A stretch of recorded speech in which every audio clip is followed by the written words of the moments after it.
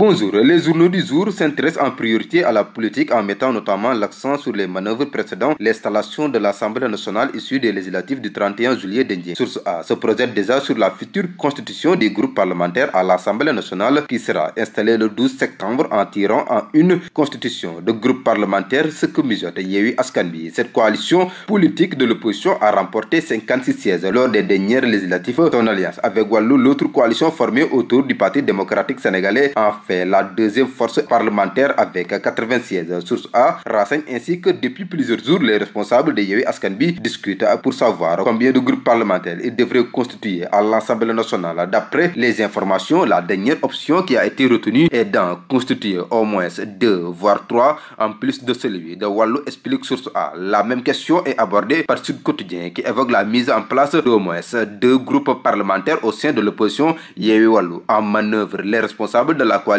Yewwi Wallu envisagerait la création d'au moins 2 groupes parlementaires lors de la 14e législature qui sera installée le 12 septembre prochain, croit de son côté savoir Sud Quotidien. Le journal cite à ce sujet le leader de l'Alliance pour la citoyenneté, l'ancien premier ministre Abdoul Mbaye, membre de la coalition Wallu Sénégal. Bés Bi Le Jour, parlant de la prochaine configuration de la 14e législature, s'est intéressé aux candidats au poste de président de l'institution Assemblée candidature au perchoir Wade Lamine Thiam, titre la publication qui annonce une réunion de la conférence des leaders de Wallu pour entériner le soir que le secrétaire général du Parti démocratique sénégalais pense être le meilleur candidat. Bés Bi Le Journal, parlant de la prochaine configuration de la 14e législature, s'est intéressé aux candidats au poste de président de l'institution Assemblée candidature au perchoir Wade Lamine Thiam, titre la publication qui annonce une réunion de la conférence des leaders de Wallu ce lundi pour entériner le soir que le secrétaire général du Parti démocratique sénégalais pense être le meilleur candidat. Sur la question du perchoir, le quotidien écrit président de l'Assemblée, il y a un autre son de cloche. La publication parlant de manœuvre pour le contrôle du poste pense que Sonko veut écarter Barth pour Lamine Thiam